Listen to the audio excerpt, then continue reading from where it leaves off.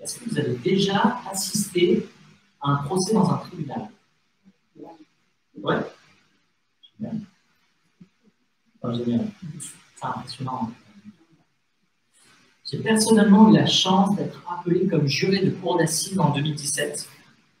Et il y a plusieurs choses qui mènent à être jury dans une cour d'assises.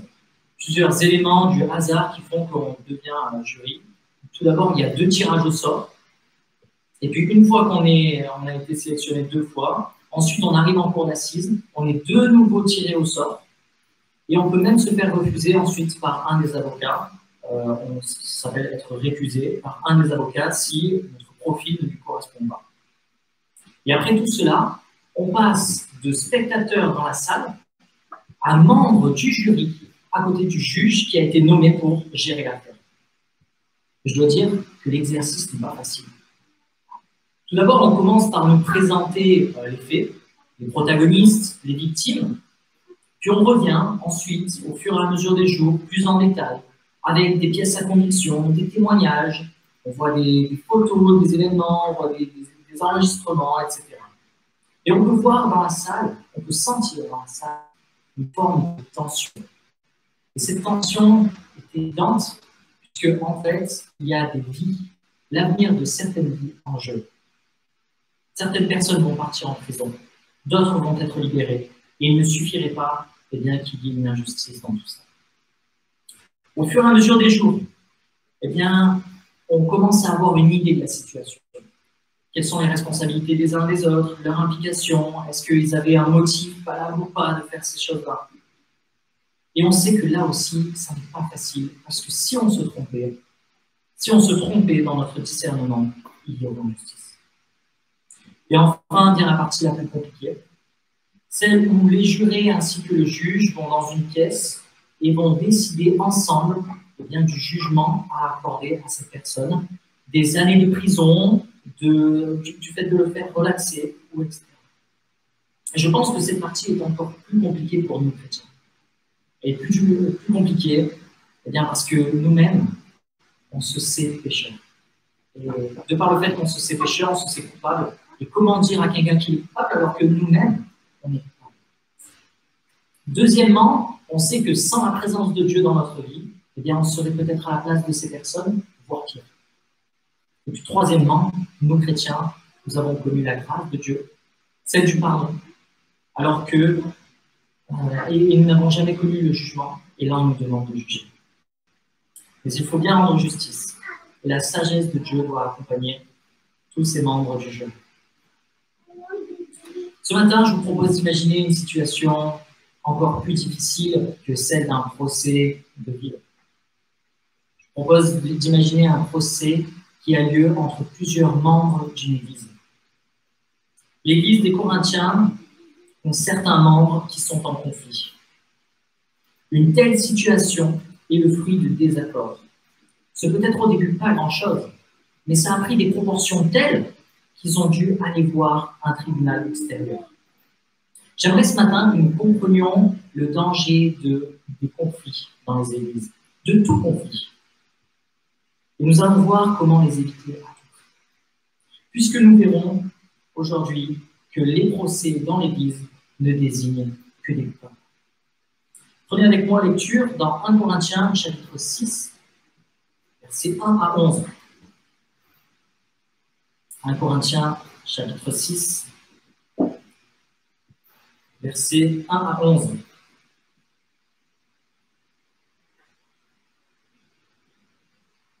Et donc je lis 1 Corinthiens 6, à partir du verset 1.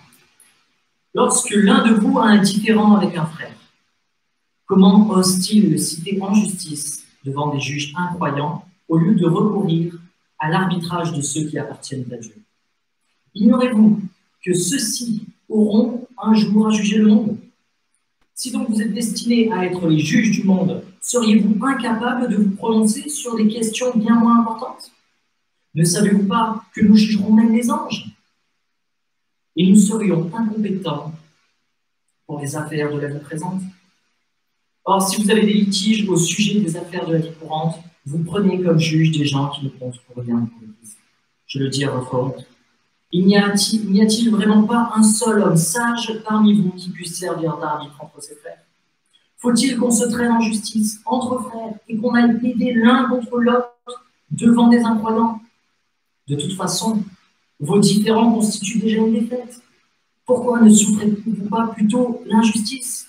Pourquoi ne consentez-vous pas plutôt à vous laisser dépouiller? Mais non, c'est au contraire vous qui commettez des injustices et dépouillez les autres, et ce sont vos frères que vous traitez ainsi. Ne savez-vous pas que ceux qui pratiquent l'injustice n'auront aucune part au royaume de Dieu?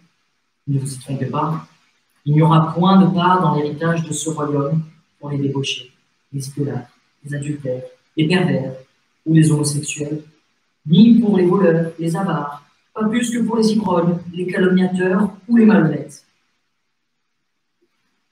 Voilà bien ce que vous étiez, certains d'entre vous.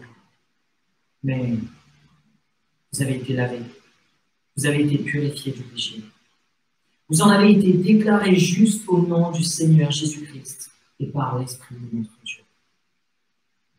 Fin de la lecture de la parole de Dieu. Nous allons voir que les procès dans l'Église ne désignent que les coupables. Et pour cela, nous allons partir sur 3 points, un plan de 3 points. Premièrement, nous allons reconstituer le procès des Corinthiens. Deuxièmement, nous allons voir comment gagner un procès contre un chrétien. Et vous voyez bien l'ironie derrière quand je dis gagner un procès contre un chrétien. Et troisièmement, nous allons parler du plus grand procès qui aura bientôt lieu. Alors, reconstitution du procès des Corinthiens. Bienvenue dans cette cour où nous allons juger et donner une sentence sur les Corinthiens.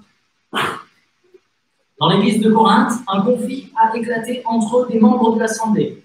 Il n'est pas à communiquer précisément le motif de ce conflit, mais au verset 8, il est parlé de ces membres qui commettent des injustices et dépouillent des frères en Christ. Le mot dépouiller fait référence le plus souvent à des questions matérielles ou financières. Alors, nous pouvons imaginer des scénarios possibles. Par exemple, un frère a prêté de l'argent à un autre frère, et puis cette personne dit bah, « maintenant, il faut que tu me rembourses ». Oui, mais il faut que tu me rembourses aussi avec des intérêts. Des intérêts tels que la personne est lésée dans la situation. Elle est dépouillée. Deuxième scénario possible, un riche prend quelque chose à un plus pauvre, en lui disant « et te retourne pas contre moi, puisque moi j'ai le bras long. Moi, si tu m'envoies un jugement, eh bien, tu paieras. » Troisième scénario possible, un frère vend un article, un produit à un autre, mais il y a tellement de défauts dans ce produit qu'en fait c'était une arnaque. C'était une arnaque. Il lui a pris son argent, mais il lui a donné quelque chose de mauvais à la place.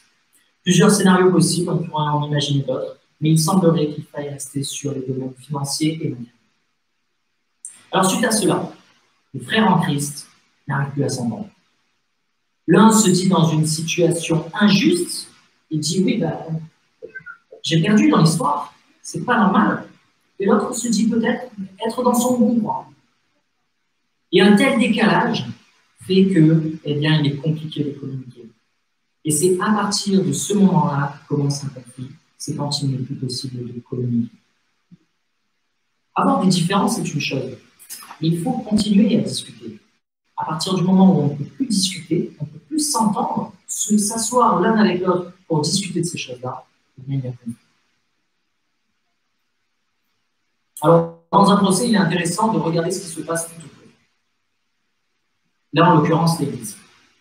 Un tel conflit a dû faire du bruit dans l'Assemblée. On peut imaginer, puisque même Paul, alors qu'il est loin, eh bien, on en a entendu parler. Et personne ne semble avoir pris le sujet à cœur dans cette assemblée, eh bien, pour faire désescalader ce conflit. Verset 5. N'y a-t-il vraiment pas un seul homme sage parmi vous qui puisse servir d'arbitre entre ses frères? C'est un double reproche que fait Paul à l'assemblée et aussi aux responsables, qui n'ont pas pris la situation et qui ont laissé s'empirer. Qui n'ont pas pris à cœur la situation et du coup, laissé s'empirer. Alors, pour conclure dans les faits, eh bien, les personnes qui étaient en conflit ont dû aller voir un tribunal, le tribunal de la ville, pour résoudre ce problème. Ces juges sont considérés comme injustes selon les versions de Bible, mais la version Summer, celle qu'on a lue, éclaire la compréhension en disant qu'ils sont incroyables. Il n'est pas dit que ces juges soient mauvais, incompétents, mais c'est qu'ils sont incroyables. Ils ne se sont pas mis sous l'enseignement, ils n'acceptent pas l'enseignement de Christ. Et aussi, eh bien, pour ces chrétiens, ça va donner un mauvais témoignage vis-à-vis de toutes ces personnes. C'est pourquoi les chrétiens auraient dû se tourner vers les responsables de l'Église plutôt que vers l'extérieur. Alors les conséquences maintenant. Après avoir vu les faits, quelles sont les conséquences de la situation? Premièrement, il y a un conflit. Et ça, déjà, c'est tragique. Entre deux personnes, mais on voit que rarement, ça se limite à deux personnes, un conflit. Souvent, il y a la famille d'un côté, la famille de l'autre, les amis de l'un, les amis de l'autre, etc. Et puis rapidement, on se retrouve avec plusieurs groupes différents dans l'Église.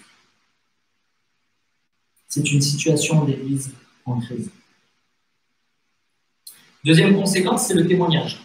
Témoignage vis-à-vis des gens du dehors, parce que, eh bien, ils n'arrivent pas à se gérer eux en Église, du coup, ils vont demander à quelqu'un d'autre. Et puis, ça a bien dû rire pour ceux qui étaient contre la foi chrétienne. Ça a bien dû rire en se disant, il parle d'amour, il parle de pardon, il parle de ce fameux Jésus, mais eux, ils ne pratiquent rien. Ça a dû être destructeur comme témoignage. Et destructeur aussi pour les personnes qui venaient tout récemment à l'Église. On peut imaginer ces personnes qui n'arrivent pas encore à faire la distinction entre l'humain, qui est pécheur malgré le fait qu'il soit chrétien et qui vienne à l'Église et qu'il soit fidèle, cette personne reste pécheur. Et Dieu qui lui est parfait. Et ne sachant pas faire la distinction, elle dit l'Église, eh bien, rien ne va ici non plus. Tout est aussi entaché, tout est aussi, excusez-moi l'expression, tout est aussi pourri ici. Rien n'est bon, rien n'est parfait ici non plus. Et puis, troisième conséquence, c'est qu'il va y avoir un jugement imparfait, car peut-être il va y avoir une résolution d'un point de vue matériel ou financier, mais pas au point de vue spirituel. Il restera un problème spirituel. Alors la sentence. Les deux hommes en conflit. L'entourage des deux personnes. Les responsables de l'Église. Coupable. Pourquoi? Eh bien parce qu'il ne peut pas y avoir de personnes excusées, de personnes neutres dans la situation. Dans un procès dans l'Église ne désigne que des coupables. Il ne peut pas y avoir de gain. Il ne peut pas y avoir de situations qui sortent vers le haut. Non. Un avocat témoigne que pendant sa carrière, il a dû conseiller des dizaines de chrétiens à renoncer d'intenter un procès entre notre chrétien. 9 fois sur 10, il a été écouté. Et il peut dire que sans exception, eh bien, ça s'est bien fini et que ces chrétiens ont été bénis de cette décision. Cependant, les 10% restants qui ont tenu à mener l'affaire devant un tribunal, eh bien, ils l'ont toujours regretté, remplis de rancune et d'amertume. Tous ceux qui sont allés devant un tribunal ont perdu. Perdu financièrement peut-être, perdu socialement, c'est sûr, et perdu spirituellement, c'est encore plus sûr. Le seul gagnant d'un tel conflit dans une église ne peut être que le diable. Mais avons-nous envie de lui donner raison? Deuxième point, comment gagner un procès contre un chrétien? Alors j'espère que vous n'avez pas de projet d'intenter un procès contre quelqu'un, et encore moins contre quelqu'un de cette église. Puisque la seule façon de gagner un procès, c'est de l'éviter. Je le répète, la seule façon de gagner un procès contre un chrétien, c'est de l'éviter. Paul, dans notre texte, dans l'épître aux Corinthiens, parle de plusieurs attitudes qui auraient permis d'éviter une telle situation. Premièrement, on peut le mettre en trame de fond, c'est l'amour. S'il y avait de l'amour, plus d'amour dans cette église, il n'y aurait pas tous ces événements. 1 Corinthiens 13, verset 1, en effet, supposons que je parle les langues des hommes et même celles des anges, si je n'ai pas l'amour, je ne suis rien de plus qu'une trompette claironnante et qu'une cymbale bruyante. Comprenez par là le trompette claironnante et cymbale bruyante, je ne sers à rien. Je suis du vide. Je ne remplis pas mon utilité. L'amour est le sentiment qui doit nous habiter quand on pense à un frère ou une sœur de l'Église.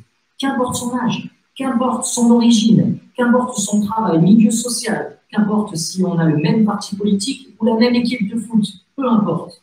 Ce doit être le même amour que l'on porterait à un membre de notre famille proche. Cet amour doit être sincère, et je dirais même que cet amour doit être miraculeux. Miraculeux. Pourquoi?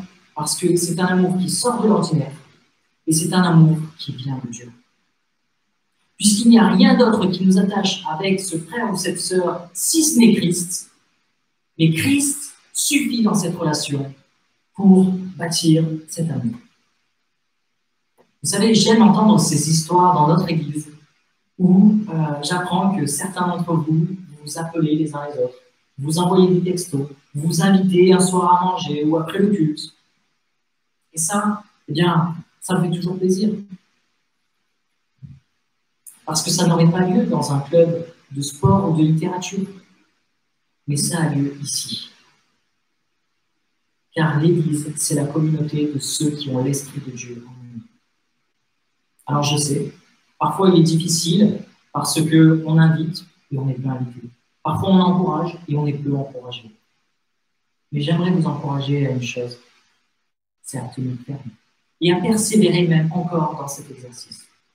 Pourquoi? Parce que celui qui ne veille ni ne dort voit chacun de tes gestes, chacune de tes attitudes, qu'elles soient de cœur ou que tu aies fait cette attitude physiquement. Et ce même Dieu qui voit toutes choses te félicitera en personne. Dieu te félicitera en personne. Et cette perspective doit nous suffire. Elle doit nous suffire même quand la personne que l'on doit aimer est peu aimable. Voici ce que dit Jésus en Matthieu, chapitre 5, versets 38 à 48. C'est un texte génial. Vous avez appris qu'il a été dit œil pour œil et dent pour dent. Moi, je vous dis de ne pas résister aux méchants. Si quelqu'un te frappe sur la joue droite, présente-lui aussi l'autre.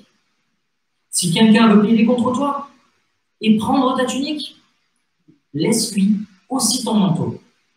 Si quelqu'un te force à faire un mal, fais-en deux. Donne à celui qui te demande et ne te détourne pas de celui qui veut emprunter de toi. Vous avez appris qu'il a été dit, tu aimeras ton prochain et tu haïras ton ennemi. Mais moi je vous dis, aimez vos ennemis, bénissez ceux qui vous maudissent, faites du bien à ceux qui vous haïssent et priez pour ceux qui vous maltraitent et qui vous persécutent, afin que vous soyez fils de votre Père qui est dans les cieux. Car il fait lever son soleil sur les méchants et sur les bons, il fait pleuvoir sur les justes et les injustes. Si vous aimez ceux qui vous aiment, quelle récompense méritez-vous? Les publicains n'agissent-ils pas de même? Et si vous saluez seulement vos frères, que faites-vous d'extraordinaire? Les païens aussi n'agissent-ils pas ainsi? Soyez donc parfaits, comme votre Père céleste est parfait. La deuxième attitude, l'amour est le socle, hein, on va les retrouver ensuite, mais la deuxième attitude, ce serait l'humilité. L'humilité qui nous rend capables d'accepter même l'injustice. Verset 7. De toute façon, vos différends constituent déjà une défaite. Pourquoi ne souffrez-vous pas plutôt l'injustice? Pourquoi ne consentez-vous pas plutôt à vous laisser dépouiller? Paul parle qu'il vaut mieux se faire dépouiller que de partir au tribunal contre un chrétien. Nous voyons dans la Bible bien des injustices. Nous voyons notamment dans le Nouveau Testament des chrétiens se faire accuser à tort, mettre en prison, battre et même tuer. Et le plus grand exemple de l'injustice qu'il peut y avoir, c'est celui de Christ, qui n'ayant rien fait, si ce n'est vouloir sauver l'humanité, a été condamné. Alors, bien sûr, il n'est pas question de se faire dépouiller à tout moment, mais là, le texte précise de le faire entre chrétiens, se laisser dépouiller si c'est dans un conflit entre chrétiens. Alors, plusieurs astuces aussi pour être humble face à un conflit. Moi, je vous propose simplement de considérer le point de vue de la personne avec qui vous avez un désaccord. Tout simplement. En vous disant que cette personne a raison. Et vous réfléchissez de cette façon. Une personne qui vole, peut-être c'est qu'elle en a besoin. Une personne qui est méchante, peut-être c'est qu'elle a peur. Une personne qui est froide, ben, peut-être c'est qu'elle a eu de mauvaises expériences. Elle a déjà été déçue. Vous voyez, considérer le point de vue de l'autre ne veut pas dire qu'on le justifie, mais dire, ok, je comprends maintenant ce qui peut se passer dans le cœur de la personne. Et au lieu de la considérer forcément comme un ennemi, la considérer comme une personne à part entière qui a eu une vie, un passé. Restez humble. Restons humbles. Troisième piste, la sagesse. Verset 5, n'y a-t-il vraiment pas un seul homme sage parmi vous qui puisse servir d'arbitre entre ces deux? Cette formulation, un seul homme sage, peut aussi bien désigner l'arbitre, mais aussi l'assemblée, y compris les personnes qui se sont disputées. Il n'y a pas un sage dans cette assemblée de Corinthe. J'ai eu l'occasion de voir le film 1917, qui est un film qui retrace deux jeunes soldats qui vont prendre des risques. Ils vont devoir traverser les lignes ennemies pour prévenir des alliés d'une attaque. Et ce film, en fait, on va le voir traverser toutes sortes d'épreuves. Et il a cette volonté de montrer la dureté de la guerre. Ce film, à la fin, ça m'a rappelé une chose qui est simple. C'est que c'est à l'origine de quelques péchés, de quelques hommes qui ont fait que la guerre a éclaté. Et que du coup, plein d'autres péchés ont été. Vous savez, souvent, on considère l'orgueil, le mensonge, comme quelque chose de commun, de classique, qu'on voit tous les jours. Et puis, on a du mal à s'en débarrasser parce que, après tout le monde le fait. Mais voyons que ces péchés-là, aussi petits soient-ils, aussi récurrents sont-ils, ont mené à des guerres qui ont ensuite causé une mort affreuse. Dans ce film, on voit des viols, on voit des meurtres, on voit des familles brisées, des rêves, des ambitions cassées. Et ça, c'est à l'origine de quelques péchés, de quelques hommes. C'est par le manque de sagesse que les situations dégénèrent. Alors, évidemment, nous n'allons pas commencer une guerre si un jour nous avons un conflit entre deux membres. Mais étant donné que le péché peut conduire à des guerres, alors il peut conduire à des conflits importants. Psaume 111, verset 10, la clé de la sagesse, c'est de révérer l'Éternel. Ceux qui s'y tiennent ont une saine intelligence, qui observent ses lois. Ceux qui observent ses voies sont vraiment avisés. Sa louange subsiste jusqu'en éternité. Il faut demander à Dieu que nos vies soient sages et qu'elles soient éloignées de ceux qui contribuent à nous. Prions que nos vies amènent la paix plutôt que la discorde.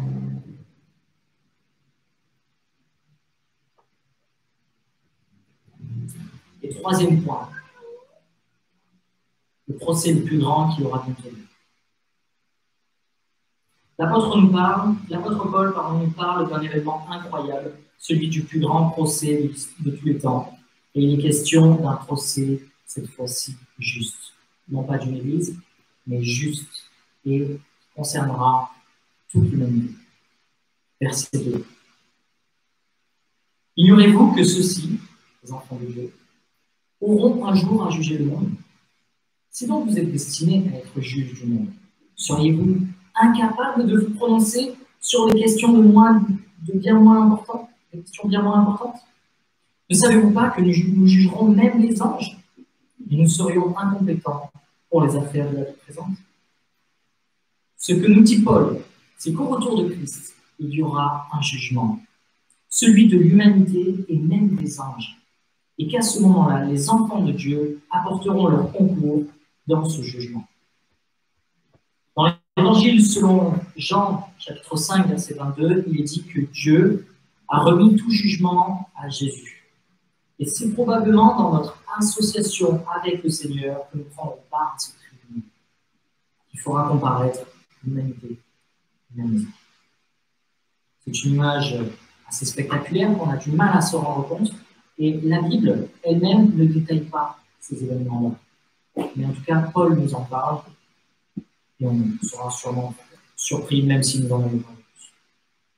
On peut imaginer que ici, il n'est pas question des anges qui n'ont pas désobéi à Dieu, mais plutôt des anges qui sont déchus et qui, du coup, méritent la condamnation.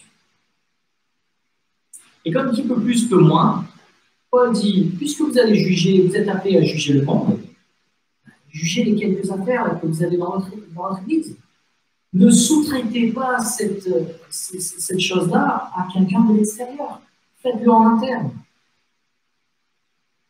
Tout en sachant que nous, chrétiens, même si nous ne nous sentons pas capables, eh bien l'Esprit qui est en nous, l'Esprit de Dieu qui est en nous, va nous aider pour nous donner du discernement. Alors dans ce procès, plus grande histoire, eh bien il y aura un juge d'un côté et les coupables de l'autre. Il suffira d'une liste aussi courte que celle du verset 9 et du verset 10 pour faire reconnaître à l'humanité entière la culpabilité et la responsabilité de nos fautes. Je relis versets 9 et 10. Ne savez-vous pas que ceux qui pratiquent l'injustice n'auront aucune part au royaume de Dieu? Ne vous y trompez pas. Il n'y aura point de part dans l'héritage dans ce royaume pour les débauchés, les idolâtres, les adultères, les pervers ou les homosexuels, ni pour les voleurs, les avares, pas plus que pour les ivrognes, les calomniateurs ou les malhonnêtes. Cette liste représente ce que fait le péché en l'homme. Eh bien, il fait des coupables contre Dieu, envers Dieu. Nous savons qu'en Jésus, la colère de Dieu, la condamnation est tombée sur lui. Jésus a été mort pour que nous ne mourions pas. Jésus a été condamné pour que nous ne soyons pas condamnés. Jésus a payé pour que nous n'ayons pas à payer. Romains chapitre 3, verset 23, pardon. Tous ont péché, en effet, ils sont privés de la glorieuse présence de Dieu. Mais verset 24, ils sont déclarés justes par sa grâce. C'est un don que Dieu leur fait par le moyen de la délivrance apportée par Jésus-Christ. En Jésus-Christ, eh bien, nous ne sommes pas condamnés, mais nous sommes graciés. Il y a donc de l'espoir. Et c'est ce que dit Paul au verset 11. Verset 11, voilà ce que vous étiez certains d'entre vous. Mais vous avez été lavés, vous avez été purifiés de vos péchés, vous avez été déclarés justes au nom du Seigneur Jésus-Christ et par l'Esprit de notre Dieu. Si nous n'avons pas Jésus comme sauveur, il sera notre juge. Une histoire qui se déroule en Amérique du Sud, dans un certain pays. Il y a un homme qui s'était enrichi par des crimes et le trafic de drogue.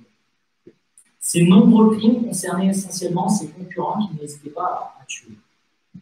Mais à chaque fois qu'il comparaissait devant le tribunal, qu'il était appelé devant le tribunal, eh bien, il était innocent. Son secret, il avait un très bon avocat.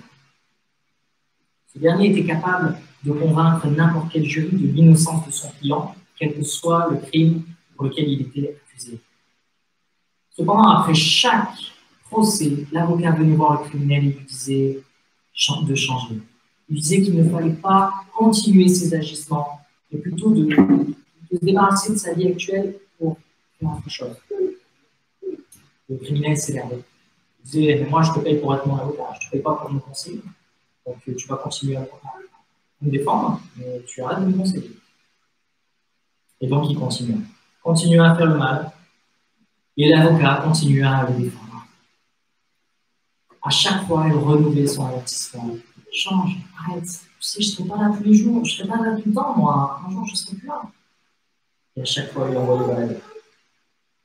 Mais après un certain crime, cet homme est à nouveau appelé au tribunal pour un procès.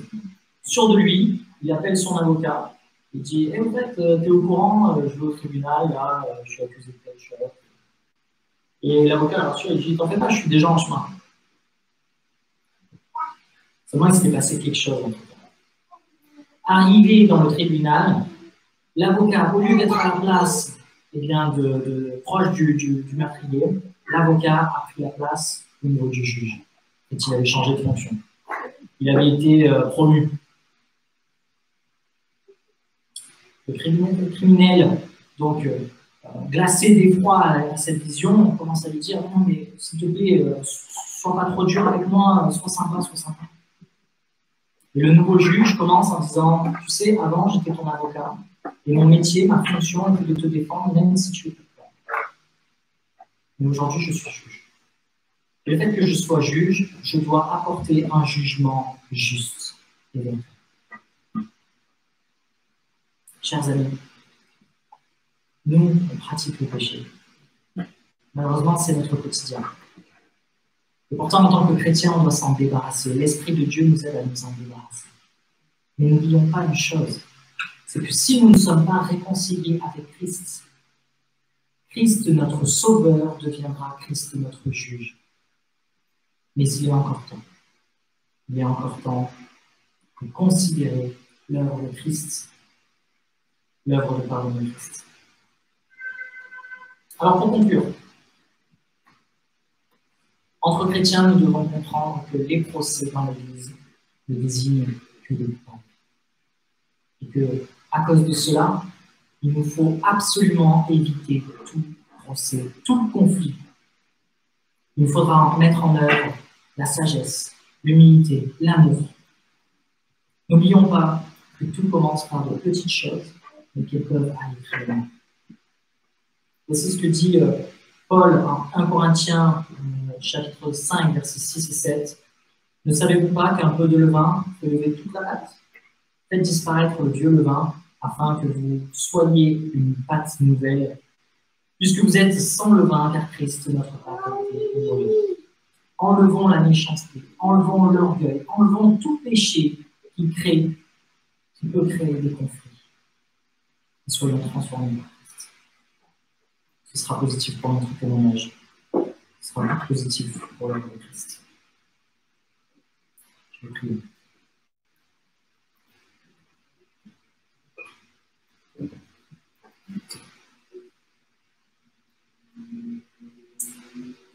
Seigneur mon Dieu, merci pour ce texte qui n'est pas là pour nous réconforter en nous disant que on est de bons chrétiens, on est meilleurs qu'eux. Mais c'est là, Seigneur, il est là, et je le comprends comme ça, pour nous prévenir, pour nous encourager à être bons, à éviter les conflits. Seigneur, merci parce que par ta parole, tu nous préviens, tu nous avertis. Et parce que si on t'écoute, alors Seigneur, on sera béni. S'il te plaît, Seigneur, bénis ton assemblée à Istres. Bénis les églises de France, afin qu'on n'ait pas cette peine, cette tristesse de voir des conflits et encore moins des procès. Mais au contraire, on ait la joie, Seigneur, de voir cette église grandir en amour. Seigneur, s'il te plaît, que ton esprit agisse dans le cœur de chacun d'entre nous, afin qu'on puisse honorer ton Seigneur. Sois Dieu. Amen.